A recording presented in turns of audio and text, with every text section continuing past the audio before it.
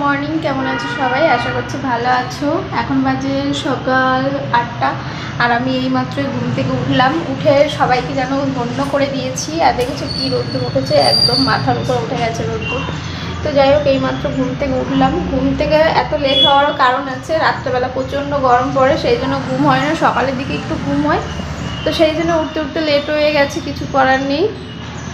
তো এত গরম পড়ে ভাবার বাইরে। তোমাদের ওখানে কেমন গরম পড়ে? আমাদের এখানে সারাদিন যেমন তেমন, কিন্তু রাত্রেবেলা ঘুমানোর সময় যে কী গরম পড়ে সে ভাবনার বাইরে। মানে মানে ঘুমানোর সঙ্গে সঙ্গে না, মাঝ রাত্রে আমার 2-3 দিন হলো, মানে 2-3টের সময়, রাত 2-3টের সময় ঘুম ভেঙে যায়। মানে ঘাম এই দিকে টস টস করে পড়ে, সেই কারণে ঘুম ভেঙে যায়। তো তোমাদের ওইখান দিকে কেমন গরম পড়েছে অবশ্যই কমেন্ট করে বললো। আর এখন দেখি কি একটু ঘরে কাজকর্ম করে নিই। ক্লাস করবো এখন। আমাদের বাইরেটা তোমাদের দেখাই দেবো। তো এইদিকে দুনিয়ার কুকুর ঘুমিয়ে আছে, এখানে একটা দেখা যাচ্ছে, কিন্তু ওই সাইডে আরও অনেক আছে। আর আমাদের ব্যস্ত রাস্তা, যে সকাল 5টার থেকে শুরু হয়ে যায়। 5টা না, তারও আগে থেকে মানে গাড়ি চলা।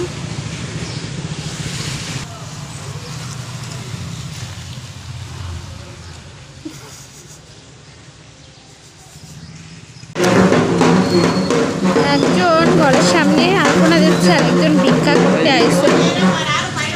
ওই বেশি প্রতিদিন আমাকে দোকানে যে বাজাই যায় তুমি গেলেও বা বকবা, কিচ্ছু শুনবে না। যত এরকম ভাবে ভিক্ষা করে এখানে, পয়সা না দেবা তত সময় খালি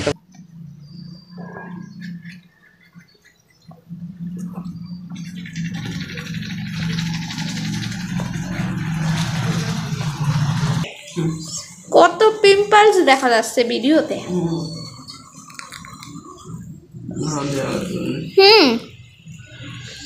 সত্যি ব্রাশ করা শেষ।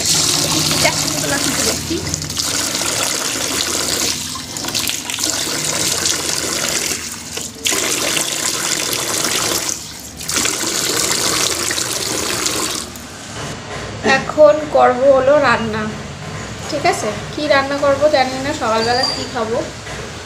শর্টকাট একটা কিছু রান্না করতে হবে। আমি স্ত্রী আর ওটা হলো স্বামী। স্বামী এই যে কিরকম দেখতে স্বামীর, আমার ভাব কি।